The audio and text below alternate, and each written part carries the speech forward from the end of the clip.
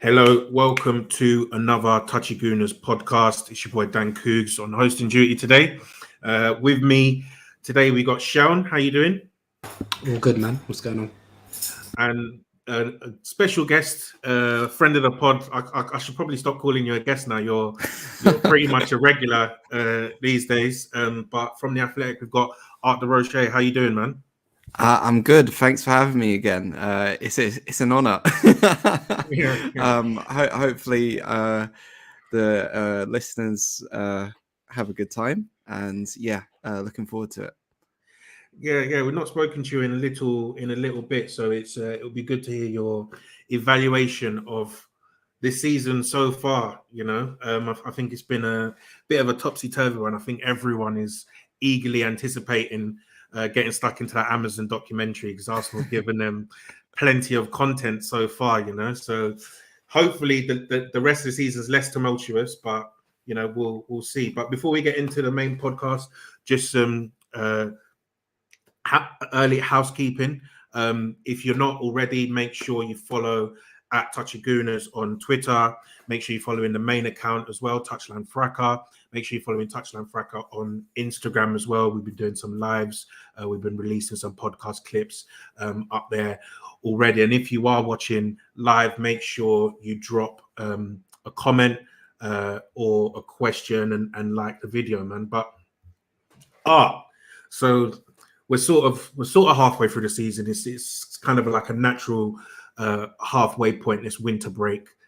Arsenal have played 21 games, I believe. 21 games, 17 games left. We're sitting on 36 points. Right. So just as at very high level, first things first, how do you think this season has gone so far? This halfway point. How are you feeling about the first half? First half probably went a bit better than I expected it to be honest. I didn't feel like Arsenal would be in with a shout to potentially challenge for top four going into the second half of the season. And I think as we speak, they are it's probably not 2 points anymore because West Ham yesterday, but they're in and amongst it. So from that point of view, they've probably exceeded is probably a strong word as well. I wouldn't want to go that strong, but it has been a bit better than I thought it was going to be, especially when you consider the struggles they had, especially in regards to goal scorers from midfield in the last couple of seasons.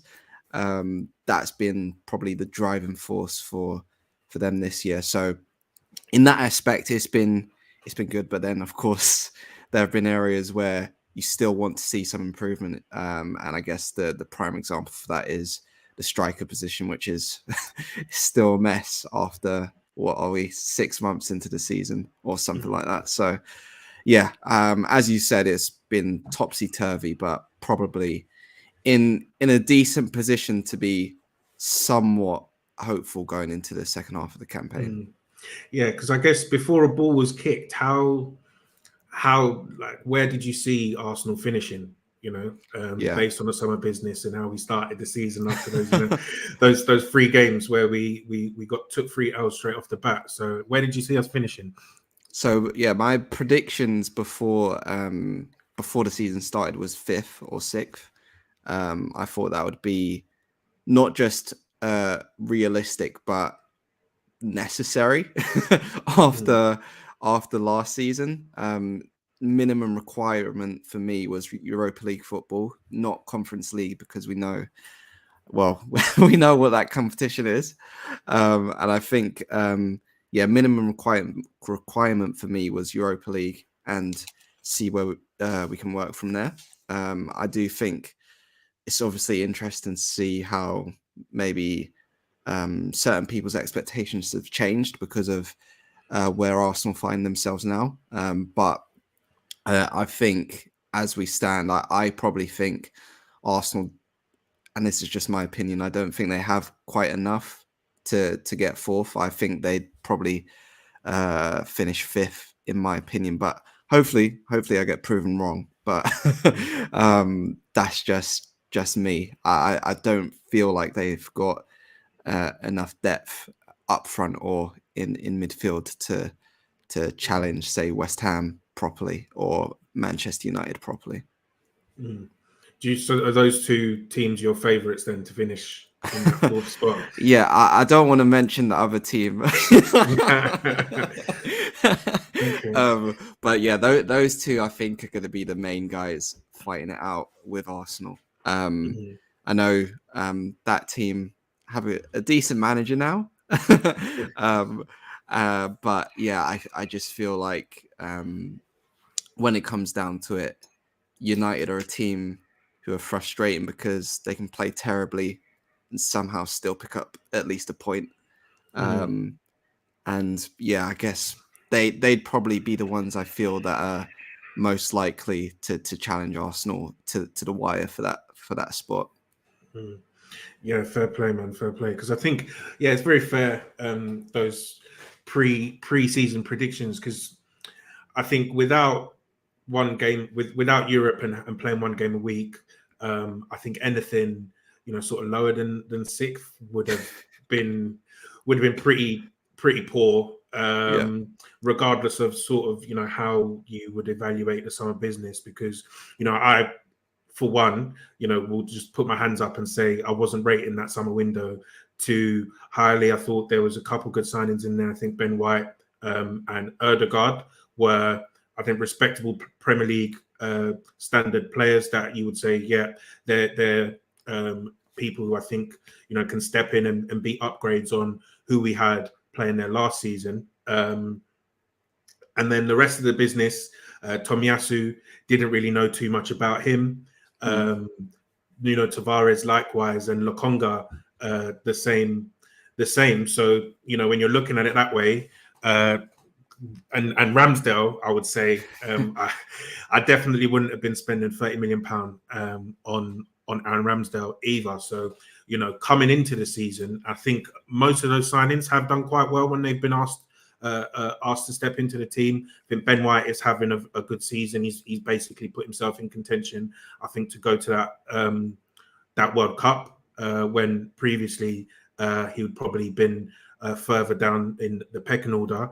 Tomiyasu, I think, has been a revelation. Likewise, Ramsdale. They've really shown what the manager saw in them. And I think a lot of those signings, you can almost put as potentially being, some of the signings of the season.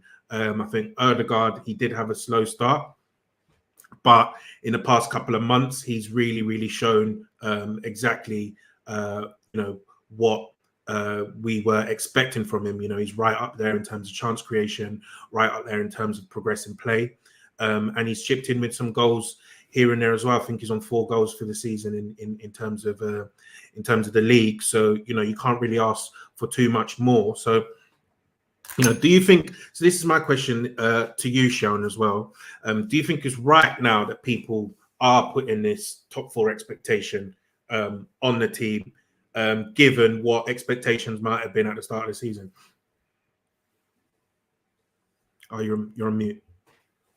Yeah, sorry. I don't see any problem in reevaluating halfway through the season. Like you, I wasn't too infused with our summer business.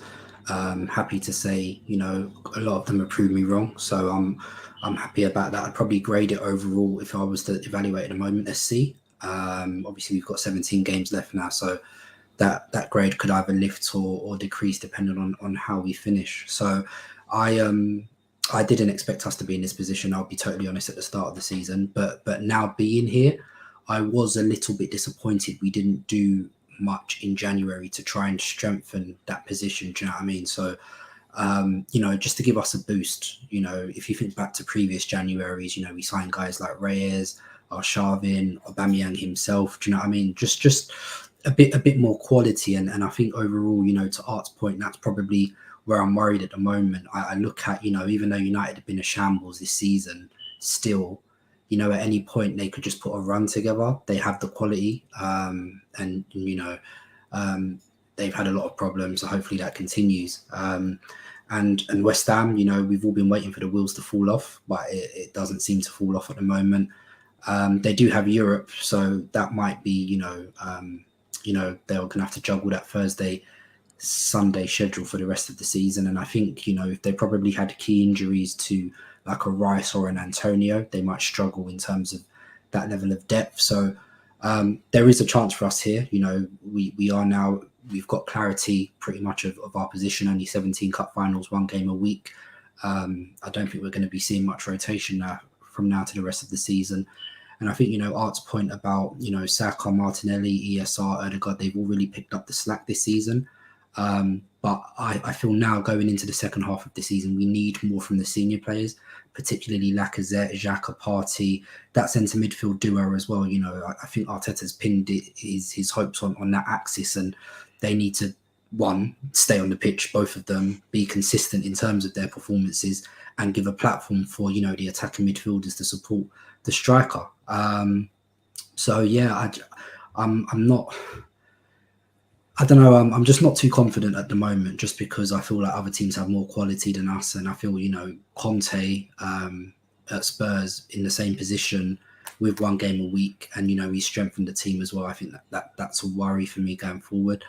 So I hope so, man. I hope so. But I think, to your point, I think at this stage, if we finish any lower than 6th, we're going to have to start asking a lot of questions, and it's going to be very, very disappointing. So for me, 6th at the minimum is where I expect us to fit. Well, where I think we should be looking to finish, at the end of the season. But hopefully, we can put on a run. We can have our key players stay fit, and, a couple more of the star boys perform and, try and lift us in addition with the seniors for the rest of the season. Yeah. Thanks, Seun. And I think I just want to touch on one of the points that you raised about the senior guys stepping up. And I think if we're looking at how this season's gone, I think we've basically been carried by the kids. I think the defense has been pretty solid. The back five has been excellent.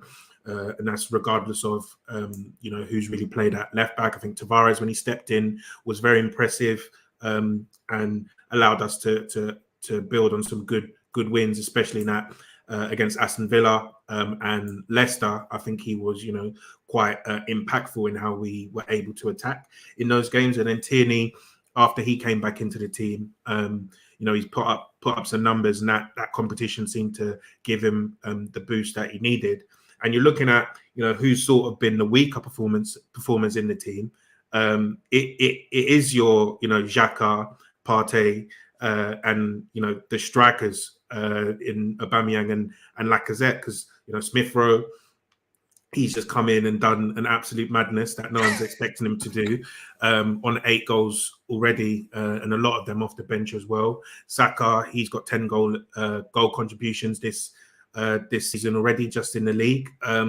And Martinelli, he's come in and he's grabbed 6 goal contributions, and we've mentioned Odegaard as well, who's on 8, I believe. So it's really, we're looking at these senior guys to now come in and step up. I know Partey was injured at the start of the season, but a lot of his performances left a lot to be desired. Xhaka, he's been suspended now for I think 5 games in total. That seems right. Yeah. 5 games in total in a season where we're not in that many competitions is quite important, and he's obviously been out for 3 months on top of that, so we've not really seen too much of him. So hopefully in the second half of the season we do see the best of both of these guys, and I think if we eventually don't make top 4, I don't think we can put any blame at the feet of the young guys or the defense and that kind of thing. I think it would be because the senior guys didn't really step up. So that's where I'm looking to direct my pressure. And if we're looking at the striker department, Aubameyang, we all know he wasn't playing very well before he was obviously ostracized from the team, and now he's been sold. And then Lacazette, I think, for all of his hard work and his bluster and everything like that, he's not really putting up the numbers. 2 play goals and 1 penalty in the league. We're going to need a bigger contribution than that for this remaining 17 games if we're going to try and achieve, I think what Arteta said, it was a high objective, and I think he was talking about the top 4 there. So that's who I'm looking at, that I need to see something more from them in this second half. Partey gave us a great performance in his last league game against Man City, and so hopefully he can replicate that in the majority of our games coming up to the second half of this season. So if we're going to go back and evaluate the first half, this is where there's a bit more discussion to be had. I want to know, who's your halfway point player of the season so far? I think you already know this. It's the guy whose shirt you're blocking at the minute. Emile Smith-Rowe. I know. I think the good thing is there are a lot of candidates for this, and it runs through the pitch. As you mentioned before, the back 5 has been very good. Aaron Ramsdale's probably, I guess, he'd be a close second for me. But I just feel like, okay, you have your, I guess, defensive foundation with the back 5. That's not going to drive your season, really. If you think about it realistically, you need your attack to be potent, and I think that's where Smith-Rowe, especially in I think it was October, November, and then also into December months when he was coming off the bench, him and the way, and I know we spoke about it I think we spoke about it towards the start of the season. He was getting into those positions, but he just wasn't taking those chances. Now he started taking those chances. You're seeing just how important a player like him is in the team, not just because he can get into those pockets, but because he's deceptively quick as well. So you can play him out wide. He can come into the half spaces, and now he's got that finishing touch as well. And I think his role in those few weeks and months, without that, you don't get Arsenal to this point right now. So for me, he's my player of the season just because he's been Arsenal's most decisive player, in my opinion. But Ramsdale could easily take that as well. So could Tomiyasu as the unsung hero. There are a few guys there. Luckily, who's your guys' choice? Yeah. Just before I give mine, I think just to give more praise on Smith-Rowe, because when you're saying about some of the rivals for this top 4 position, and you're looking at their attacking talent, it's almost like there's an air of inevitability. I know United, we've not really seen it so much, but with Ronaldo, Sancho, Rashford, and other forwards who probably won't be named anymore, with a few of these guys, there's almost like you feel like a goal is going to come from them. And with us, maybe not quite the same threat. And Spurs have obviously got Kane and Son as well. And Kane is now sort of got himself back into some sort of scoring form. And I feel like Smith-Rowe is our version of that. So it's like every game off the bench he was coming on and he was slapping something in, or when we were struggling to score earlier in the season, he'd be the one who was going to make something happen. And I think even in that game against Burnley, the last game that we played, he was the one who was really taking the game by the scruff and made the biggest chance of the game before he got substituted, and we seemed to lose momentum. So I feel like if he is able to be fit and firing for the second half of the season, he might be that guy for us, who steps up and is able to be counted in those crunch time moments, and be our Mr. Clutch, if we want to put it that way. But I think my player of the season, I'm going to put Tomiyasu in there, just because I felt that was coming. Yeah, off the back of your tweets. Because I don't know what it is, but this guy, I think he's been absolutely imperious, from right back. I think when people were signing him, and everyone was watching the videos and they were saying he could be a big help to Ben White, I was very skeptical, because I'm just like, you'd kind of want your centre back to be able to marshal that area by them, so they shouldn't normally need, the right back to come in and help them defend. But when you see the platform that he provides, I think Ben White and Saka as well, to play to the best of their ability, you really notice when he's not in the team, or when he's not playing at 100%. So, when Cedric has had to play, or Chambers or Ben White's played right back and Holding's played centre back, we've really lost quite a lot, and he is a bit of an unsung hero, because I think he's always second or third in those player of the month votes, but I think his level so far this season has been, he's basically giving you minimum like 7 out of 10 every single week. And then there's been a few games where he has been like sensational and absolutely locked up whoever's playing left wing for the opposition. That Man City game, especially, Sterling couldn't get a sniff out of him. Completely locked him up. HMP Tomiyasu, and he was not coming out of that. And I think there's been more than a few performances like that. And I think I saw today, Arteta said he's back in training. But we have to be careful with him, and I think we do need to wrap that guy in cotton wool, because he's probably one of the positions where, if he's not playing, the drop in quality is very stark, and he will be missed. So we don't want a situation where it was like last season, where we rushed him back, where we rushed Partey back, and he ended up missing a big chunk. And every game coming up is now a cup final 1 competition to play. We need to make sure that we have our first 11 and strongest 11 available for as many of them as possible. So, yeah, Seun, your halfway point player of the season. Yeah, man. For me, it's a full house. I'm with Ark. Like, I'm an ESR stan, so that's my boy. Like, do you know what it is as well? Like, I feel like it's mad because he hasn't won like any of the player of the month like polls like for Arsenal so far this season. Bearing in mind, like, he's been the most productive one. And yeah, I just feel like it's crazy that he's our top goal scorer, but I actually don't think he's got enough credit like so far this season. I generally don't like, and maybe it's to do with his play style, because he's a sort of guy who can maybe drift in and out of games because he's not a ball dominant player like an Ødegaard. He likes to run with and without the ball.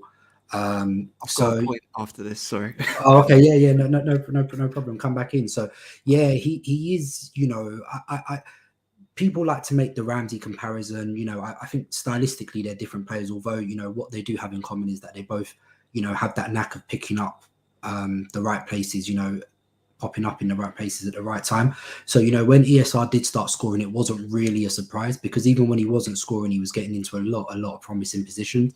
But what we love about him is his ball carrying. Once he really gets into his stride, he's a very powerful runner with the ball at his feet. So and I feel like he did, I think, Dan, as you said, in October, November, when we were struggling to score, he was the one who picked up the slack a lot of the time.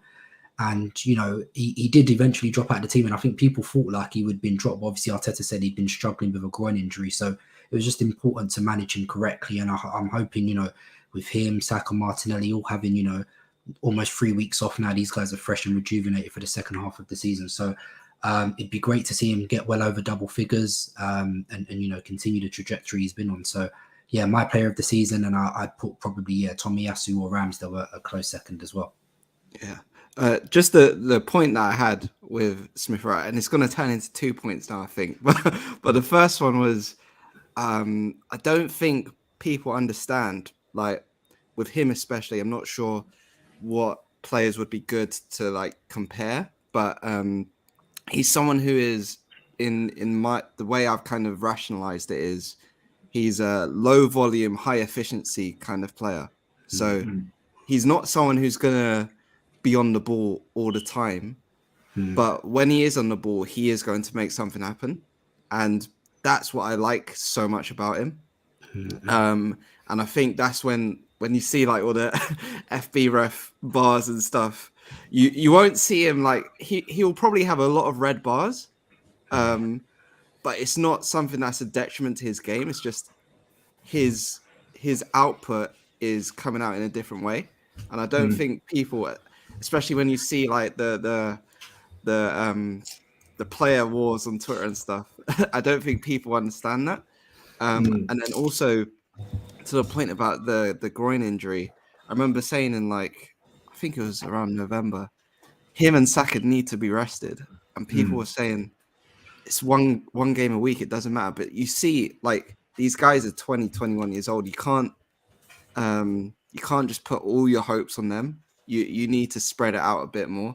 Luckily, Gabriel Martinelli stepped up. But as Dan was saying earlier, you need the other players in the squad to start taking responsibility a bit more as well. So these guys aren't so crucial to what's happening in the present. Because I think there is a risk of just overusage. But yeah, those were just kind of the 2 points I wanted to drop in quickly while they were on my head. Yeah, no, that's really some really good points there, and I think it's interesting because I just quickly checked his FBref, and it's not pleasant viewing, to be honest. Exactly. It's like his non-penalty goals, he's 81st percentile. His pass completion, he's in the 99th percentile. He's in the 64th percentile for interceptions and 73rd percentile for clearances, and basically everything else is below 50, and even most things are below 40, to be honest. But then when you compare it to when you actually watch him and the amount of impact that he does have on the game, it's pretty incredible, because I think in that first half of the season where even Jamie Carragher was saying it, he's right up there in terms of, effectiveness with carrying the ball. He said he's one of the best ball carriers in the league. And as we said, he's someone who, when he does decide, right, fine, I'm going to go on a run here, he's very, very difficult to stop. Underrated PMP. You've seen it in multiple games now. I think against Spurs, he's leaving Davison Sanchez in his dust. Against Villa, he's literally when he puts the burners on, he's leaving people, and once he's in front of you, you're not able to get back at him. So that's definitely one to watch, and we'll see how his FBref bars improve over the course of the season. And yeah, honourable mention, I think, to Aaron Ramsdale, who I think has basically. I think he's been quite close to justifying his price tag so far, because I think for that price, you're really expecting someone to come in and be one of the best goalkeepers in the league, and really show why you spent £30 million on them. And I think that's what he's done. He's come in, his shot stopping has been very good, and his distribution has been fantastic, and been quite a difference maker into how much we've improved this season. I don't think Leno's necessarily bad with his feet, but I think some of the long passes and direct passes that Ramsdale's been doing to the strikers has been quite a game changer. That long ball out to the left to Martinelli, or to the right to Saka or Tomiyasu, has really helped. And then those passes straight down the middle of the pitch as well, that we probably haven't seen so much since Aubameyang's been out of the team. But those have been, very, very useful, breaking lines and getting us up the pitch quickly and effectively. So I think Ramsdale has been a bit of a revelation, and I've just seen Spurs have gone 1-0 up against Southampton. So that's not good news either. But hopefully Southampton can do us a favour. Who knows? So yeah. So we've done player of the season. So who? I guess there's a lot of overlap here, but who do you think has been your biggest surprise of the season so far? Oh, good question. Good question. That is a tough one, actually. It might actually be Ramsdale. Mm-hmm. I just feel like you, I was probably quite skeptical of the signing at first. I felt Leno had done nothing wrong in particular to warrant having someone come in and fight for his place directly. But I think I was at West Brom away, so that was his full debut rather than just late league debut. And even then, the away support took to him before the game kicked off. And I guess you saw the difference between like what you perceive to be reality online with like how the noise can be especially on Arsenal Twitter, and how it actually is in the grounds. And I think he fed off that immediately. Again, Burnley the week after or a couple weeks after, I can't remember.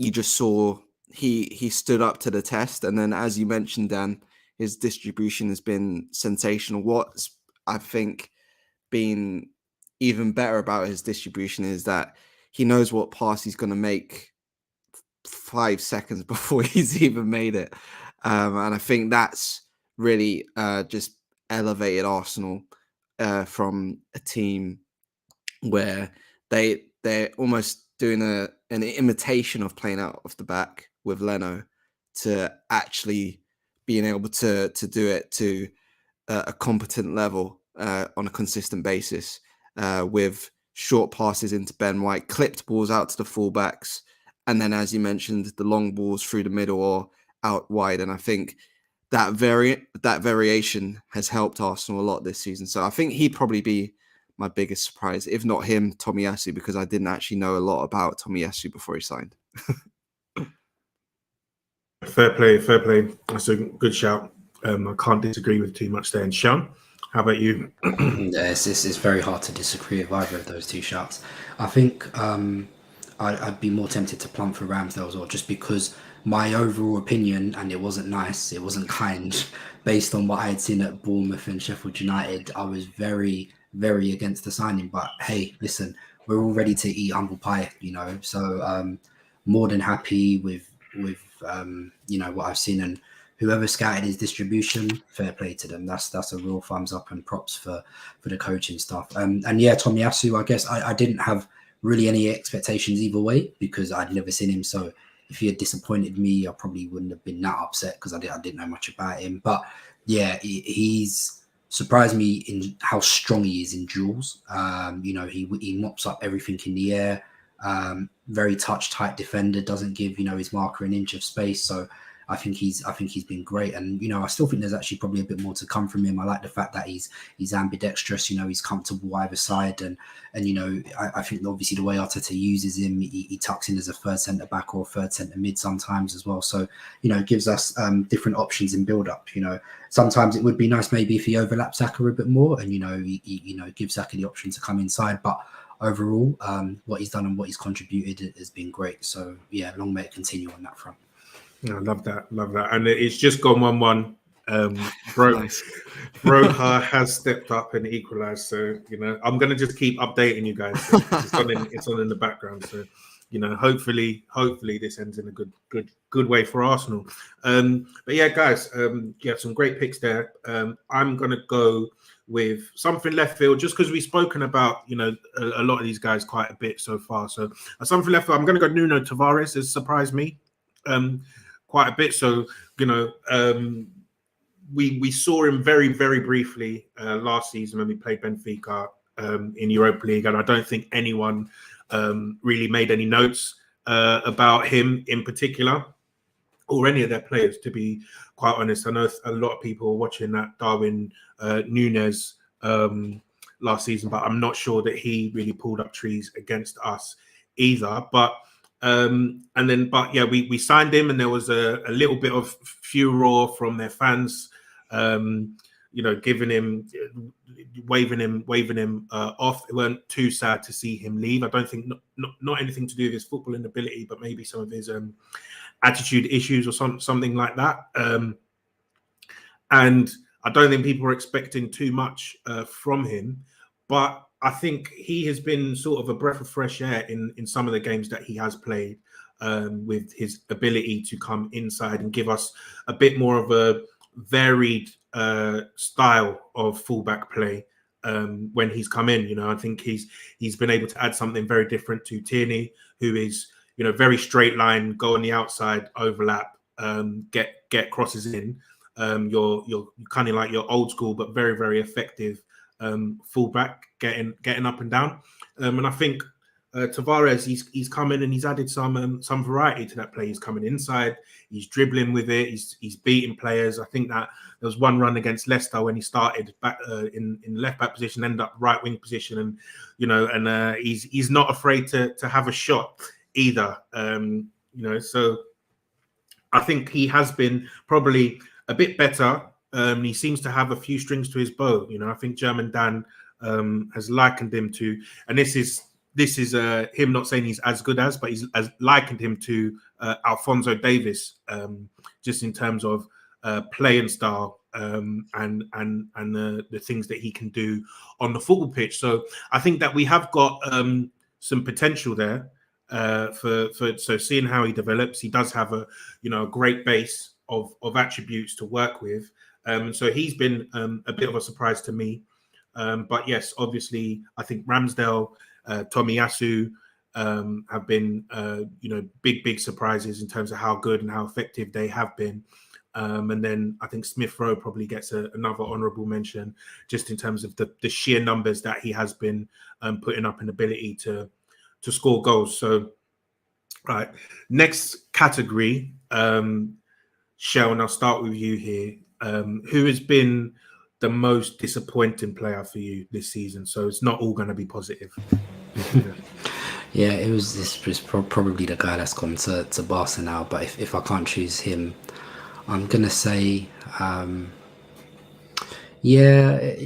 gonna cheat and go for both Xhaka and Partey, just in the sense that Arteta has pinned his hopes on that being the axis on which we build from, and obviously Xhaka had the injury. Partey started the season injured after getting injured in pre-season, so there's not been much availability, with both of them. I think someone posted a stat, they played 7 games this season.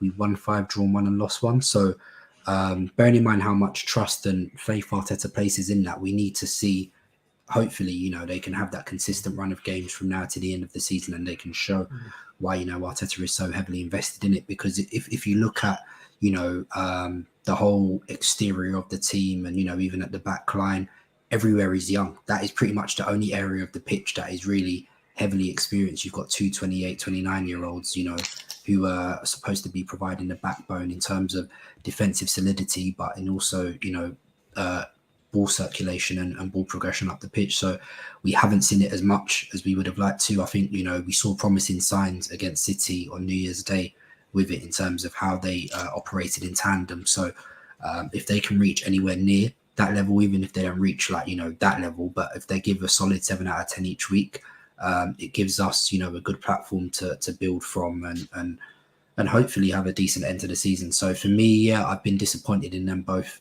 because me personally, I'm crying out for a new centre midfielder.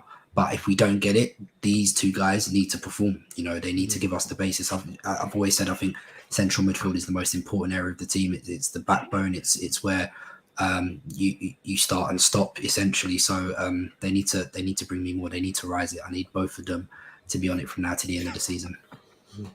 Yeah, fair. Funny comment there from Paul Bradley. Tomorrow's game looks like another 0-0 win for Arteta's junior Gunners. So, Paul, let's stay positive, man. Let's stay positive. They've gone out. They've done their warm weather training. They're come back. They're going to be fit and firing. So hopefully we get the 3 points tomorrow. But anything you want to add on Xhaka and Partey before we get your choice? Yeah, my choice is actually Thomas Partey. If it wasn't going to be him, it would have been Aubameyang, but obviously he's not at the club anymore. I think with Partey, what has disappointed me most is last season when he signed, and everybody thought he was just this P&P midfielder. He proved that he wasn't, because he was willing to take responsibility on the ball and play those more risky passes through the lines. That's something that he has not been doing regularly this season. I feel like there have been games where he's almost hid from that responsibility. I think Anfield away in the Premier League is an example where he is almost behind Liverpool's press and not making himself available, whereas Lokonga was. And even though Lokonga is the less experienced player, he's then getting the ball, and when that press comes onto him, he's just flustered. And I think that's where you see his inexperience come out, Lokonga's, when if Partey had maybe supported him a bit more in those situations, you may have been able to ride through that press a bit more easily. So I think that's probably why I would say Partey is probably my player that's disappointed most this season. I know he was taking a bit more responsibility like leading up to and in the Manchester City game. But that needs to be the base level. It can't be a one-off. So hopefully he's able to kick on from that and show what he was showing last season. But yeah, I feel like the first half of this year has just been not a full regression, but he hasn't shown what he's capable of. So he'd be my biggest disappointment in terms of players this year. Yeah, I think that's really fair, because I think, from basically when Partey came in the team right up until the first half of the Manchester United away game, he was getting me so mad. I was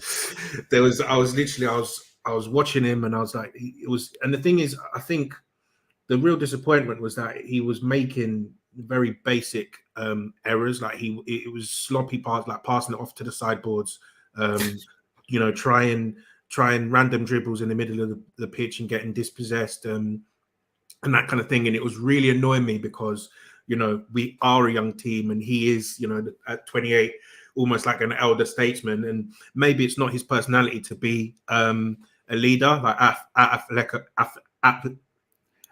Atletico Madrid, there's obviously bigger personalities in that dressing room, and there always has been. So he's maybe not necessarily, had to be a leader in his career, especially since he joined them very young as well. But at Arsenal, I think we were asking him to sort of take on that leadership responsibility, and maybe that was weighing on his shoulders a little bit too much. But yeah, he was getting me mad, and I think basically from the start of December, I think he's been very, very good, starting with that Southampton game at home where I thought he was very good. And he basically hasn't put a foot wrong for us, obviously, other than his League Cup cameo, which lasted all of 5 minutes. But, in the league, I think he's been really good for the past month, and hopefully he can up that. But yeah, I think it's a completely fair pick, because I don't know about you, but in preseason and watching all the preseason games, he was balling out, and I was so excited to see him start the season. And I think that injury probably didn't help him either. But he had some fair picks, and I think Seun picked Xhaka and Partey, and I'm gonna pick Aubameyang and Lacazette together. I'm not really gonna bring Eddie and Nketiah into it because I don't think he's really had many expectations on him to perform. But that striking department, Aubameyang, so I have the preseason predictions as well up here. I predicted Aubameyang to get 15 to 20 league goals, right? So this guy, I was thinking, you know what? All your stocks. All my stocks. I was like, this is my guy. He's captain. I'm going to keep the faith. He's not finished. He's not robbed. All of this. But basically, he did everything in his power to show the opposite of that he was completely done. No yards left in his legs.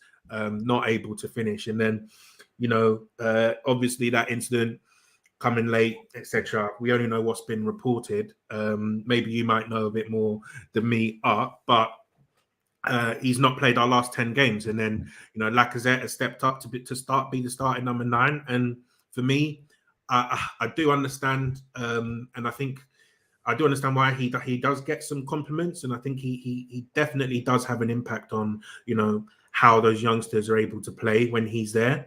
But I do think that his input is largely just been overstated. I think a lot of the time when we need a central focal point, he's not there. He's somewhere on the right right wing, doing passes that we don't necessarily really need him to do. That's not his position. That's not his zone.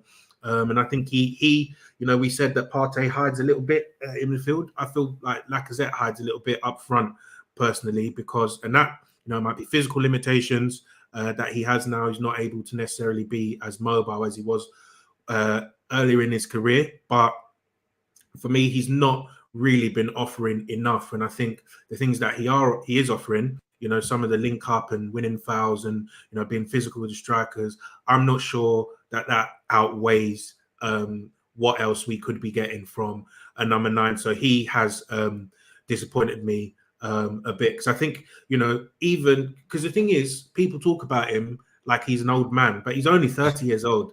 30 is not an excuse for him to be acting and playing the way that he is. Because if we look at Aubameyang when he was 30, he was putting up record numbers. I think he probably had his best season in terms of finishing at age 30. Where he completely outperformed his XG, and that's what earned him that 375 grand a week contract that we gave him. And you look at it now, 30 is not finished by any means, but Lacazette is playing like he's finished.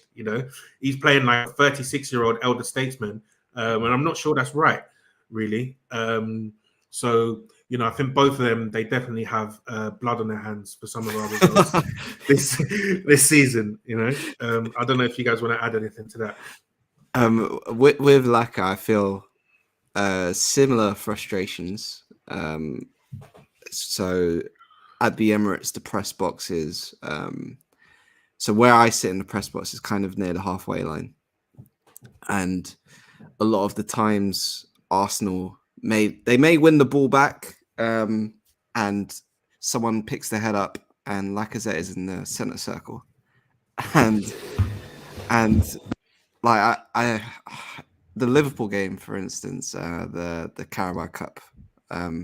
One of my colleagues was at the game as a fan, sat near the press box. I said to her after, it was like he was basically holding hands with her for the whole game. It's just, you're a 9, stay up there. The Southampton goal basically comes from him staying in that zone. And I think the only thing that is quite annoying is Arsenal don't have a striker with his attributes. So they don't have a direct replacement, someone that can effectively link play like he does. I know Nketiah improved on that in pre-season, but he hasn't had a real chance to show that in the Premier League. So that's kind of the main gripe I have. I feel like he is frustrating at times in games, but then you look at the alternatives, especially when you can add to that what Mikel Arteta demands from his number 9s, and you just think, okay, who else is going to do that job? I'm not sure, but yeah, I don't know what Shell thinks. I just don't understand why he's breathing heavy like a dog, like every game. Like, it gets to like the 50th, 60th minute and this guy's knackered. I'm like, bro, where's your stamina? Like, your conditioning? Like, it's just bad. Like, and I don't want to. It was today someone made the comparison, with Giroud, and I'm just like, I feel like this guy's been a disappointment. Like, if we look at his career as a whole at Arsenal, Lacazette cost us 52 million. He's been here. This is his 5th season. He's got 70 goals in 192 games, which, it doesn't look bad, but, we bought him as a superstar. He's never hit 20 goals in all competitions once, which I think is abhorrent, even, when his stats are inflated by penalties as well. Like, and I get, when people talk about what he's in the team for, his attributes, I get that, but I feel like we can just get that elsewhere. And I hope, to God, we don't renew his contract, or we don't even give him like a year extension. I just think is let time run its course, and it's a real I think one of the things that annoys me as well is that he just doesn't have any box presence. He can't really pin centre backs himself. He always wants to run in, like the second line. He wants to be there for the cutbacks, but like the ball when it gets slid along the 6-yard box, he's never there. So I just think it's disappointing, and yeah, at the end of the day, like I'm not too optimistic in him getting the goals needed to push us to where we want to go. If we're going to get there, I feel like I said, Martinelli, Zacharias are going to be the ones carrying the slack. And obviously we talk about Eddie. Eddie's more of a poacher. He's not someone who's going to, bring the others into play. We saw how we started scoring more goals, obviously, when Laka came into the team. But obviously, essentially what we're looking for is someone who can do what Lacazette does, but has that level of conditioning to be in the box when necessary, and you can probably see why they were so heavy on lack of Vlahovic, and why links with Isak are also very strong as well. So I do feel like we need like a bit of a tall striker, a presence to play from, someone who can bring the playmakers and the wide forwards into play. If you look like historically, even though they were different profiles of strikers, Adebayor did it, Giroud did it, Henry did it. Just different profiles. They were all like 6 foot fluff forwards, but they could, they had a wide varied skill set. They could run the channels themselves. You could, if you're under pressure, you could go long to them. They could run the channels. They could hold it up, bring others into play. So I just think, Lacazette, he doesn't cause enough stress for centre backs, which is one of the big issues I have with him. Like as a striker, you either bully, your centre backs, you can pin them, or you cause them stress by running away from them, and Lacazette doesn't do either. He's dropping into zone 14, but zone 14 isn't hurting anyone. You're sitting on top of Odegaard's, toes. And one of the things I saw, I was watching the other day, which is probably why I'm quite hot on Isak. The link up him and Odegaard have, Isak will drop short as well, but he will also look to stretch in behind. He will also look to run channels. So there's just more of a varied, wide skill threat. Odegaard was well known for having a lot of through balls. His final ball being really good, but we don't really get to see that because Lacazette's not the sort of striker who's going to stretch in behind. So yeah, I feel like if we don't get where we want to get by the end of the season, we're probably going to be ruined not having done anything in Jan, which is a shame. Obviously, they said they don't want to panic, but I feel like this was a really good opportunity to try and get top 4. And like I said, if we do get it, I think it's going to be the young guys that push us there. So let me ask you a question, to both of you. What's a good return for Lacazette from now to the end of the season? 17 games left. So he's on 3 in the league at the minute. I would hope. I don't know if this is too much of an ask, or if it's too little. Even I would like at least 10. I don't know if that's too little. You're optimistic. Yeah, that's the thing. About the thing is it's not even that many. It's just over 1 in 3. You know what I mean? Yeah. I feel like. So last season, somehow, did he outscore Aubameyang last season? I think he did. But they ended up level. They ended up level, both on 10 in the league, I think. Okay. Well, yeah, I'd say 10, but I feel like he wouldn't get that. So I'm maybe too optimistic with that. In terms of like the striker situation. I feel like if the goals aren't coming, then maybe just a change in style slightly is needed. Like we saw earlier in the season when Arteta went to the 4-4-1-1 with Lacazette dropping off with Aubameyang as the 9. Maybe that could be a way to get Martinelli more central because you have someone to, I guess, link between him and the midfield and almost take most of the pressure away from the front line, and then he's able to spin in behind and do what he wants to do with a bit more freedom. And then you get to play ESR off the left as well. So that's kind of where my head is at also if the goals don't come.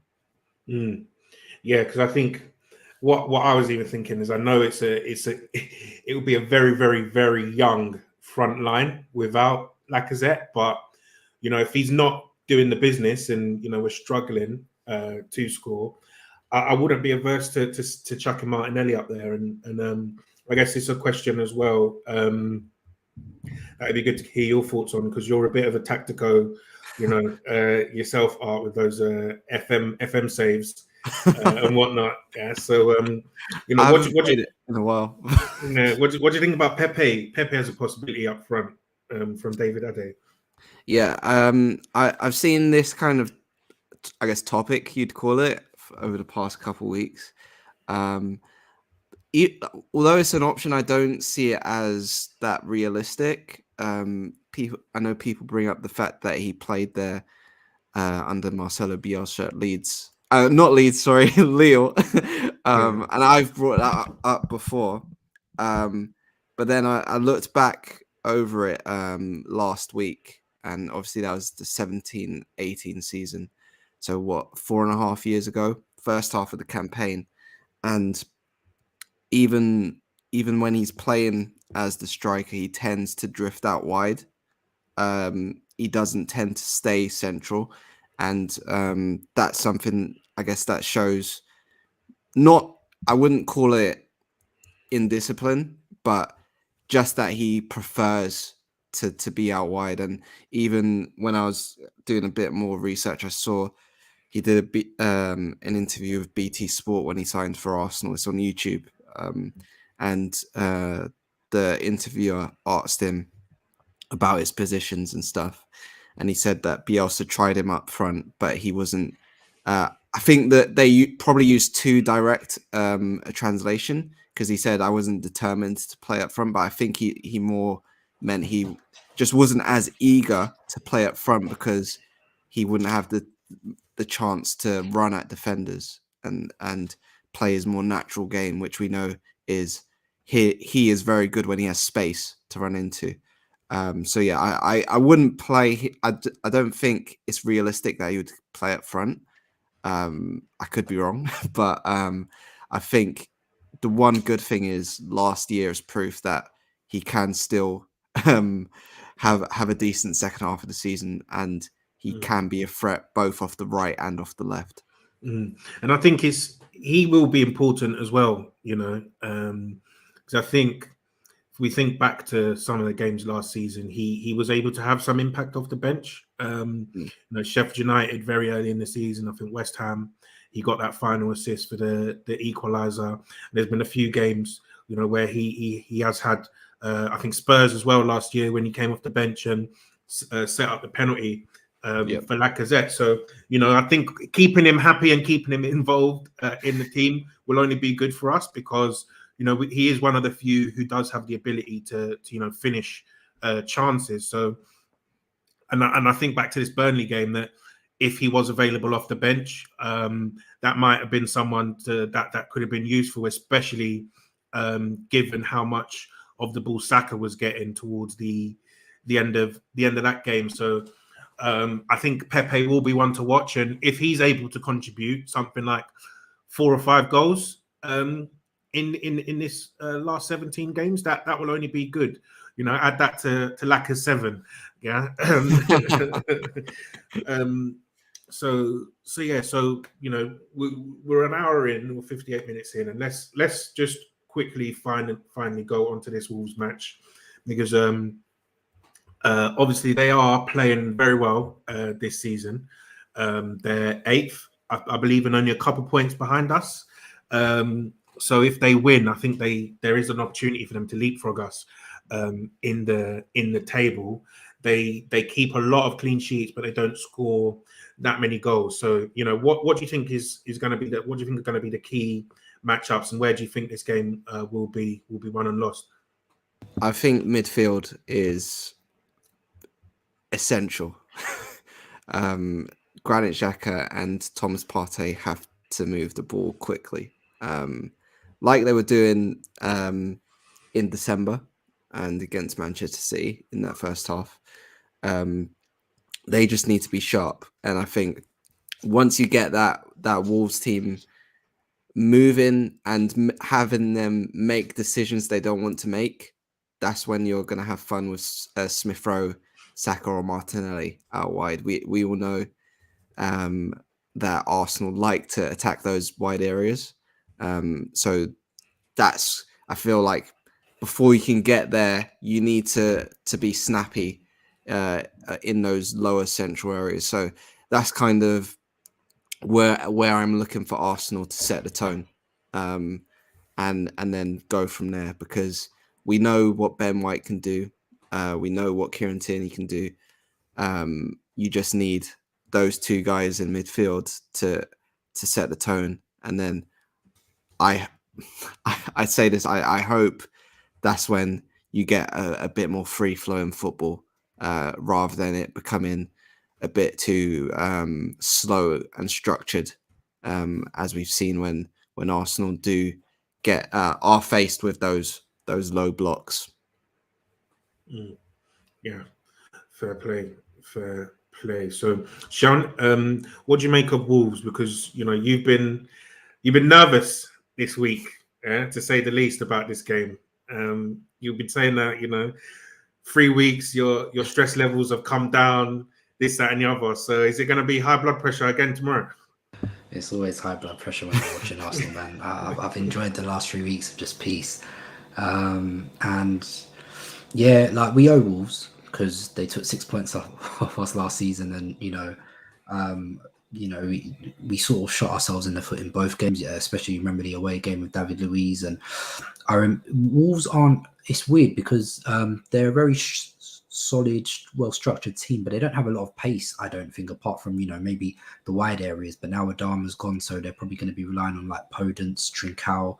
I've seen Neto's back in training. I don't know if he's going to be available for the game, but even Moutinho and Neves, as good as it is, it's not a very mobile midfield pivot, you'd say. So I think, as Art alluded to, the onus is on us just to move the ball quickly. You need to unsettle these guys as well, otherwise it will become a bit too predictable. I remember last season as well, if they continue with the back three, Partey was hitting quite a few over the top to Saka, so that might be another avenue for either him or Ben White tomorrow as well. So I think that's an avenue to look to get into behind. Someone like Nelson Semedo doesn't massively convince me, so I think Martinelli can definitely get at him. So it might be a case of Lacazette trying to draw out one of the back three centre backs, and then Saka or Martinelli running into that space behind. So I think there's opportunities to be had tomorrow, and I think as Art alluded to, it will be a lot will be if we can assert dominance in the middle, if Xhaka and Partey can get hold of that game, and if they're recycling it quickly. The ball needs to move quickly, especially having a striker who isn't a massive threat himself, and people will know where our threat is going to come from in the wide area. So ball needs to be circulated quickly, and hopefully we can have some decent combinations in and around that can release one of the forwards or playmakers in. So it's a tough one, man, because I think Wolves have been pretty decent actually under Bruno Lage this season, but I feel like if we can we're playing them twice this month, right? So if we can get 6 points off them this month, and I'd say probably Wolves are a decent side, so it will stand us in good stead as well. So let's see. Yeah, man, and I think I just want revenge. I can't lie to you. I think that Wolves game is probably one of the results you look at last season when you see we missed out on top four by just 6 points. And that Wolves game is definitely one where you can point to it and say our performance probably deserved more than what we got. That first half performance, bar the last minute, was probably one of our best performances of the season last year. And then the referees got involved, and Leno lost his head, and there's screamers scored by Moutinho and stuff. So basically everything went against us that day. And so I just think that the players, you'd want them to be extra motivated to make sure that they leave there with the 3 points. I think they are very resolute defensively, but Martinelli versus Semedo, you saw where we scored our goal last year with Pepe, that we got a lot of joy down that side, and hopefully Martinelli will be able to do that, and Tierney as well, if he's the one that plays left back. So I'm hoping that we can cause them some issues, and this isn't a tough game where we're walking away thinking that we're leaving points on the board. So fingers crossed. I know Bruno Lage. He got manager of the month for January. I think they won all of their games in January, so they are in good form. And this will not be a tough game. And I think we're playing them again before the end of February as well. So let's put a marker down and have them sort of double guessing themselves when they come to the Emirates, and hopefully, fingers crossed, we leave with the 3 points. So guys, Art, thank you very much for jumping on the pod. We always love having you on. Seun, thank you very much for joining me. That has been a Touchy Gooners pod. And one thing that I should mention, Touchline Fives, right? So we are putting together a Touchline Fives league. Chelsea versus Chesiawa versus Muga was last Sunday, and it finished 8-8. The next weekend is going to be Touchy Gooners versus the rest of the world, right? So if you do want to come and represent Touchy Gooners in the five-a-side, make sure you drop us a DM or the main account a DM, and we'll look to add you to the group. It's going to be in Shoreditch Power League on Sundays. Sunday afternoon. So, and it's not an every week commitment. So it's going to be one game each week. So you'll likely end up playing maybe like once every 3 or 4 weeks. So if you are interested, make sure you drop us a message and we'll get you added, and then we will see what you can do. I think I'll be playing. Lewis tried to fire shots at me, called me the star player in a sarcastic tone. So, we need more players. Yeah, we need franchise more players, franchise player. Yeah. I don't know about that, man. I'm leading scorer in own goals for the 11th. Yeah, so we'll take it easy. We'll take it easy in that one. But yeah, if you guys are interested, make sure you send us a DM, and that could be to play for any team. So you don't have to be an Arsenal fan. You can play for Chelsea, Muga, New Spurs Order, Cop End, or the rest of the world if you do support a different team. So thank you guys for joining me. Thanks everyone for listening. And we'll catch you after the Wolves game with a post-match reaction.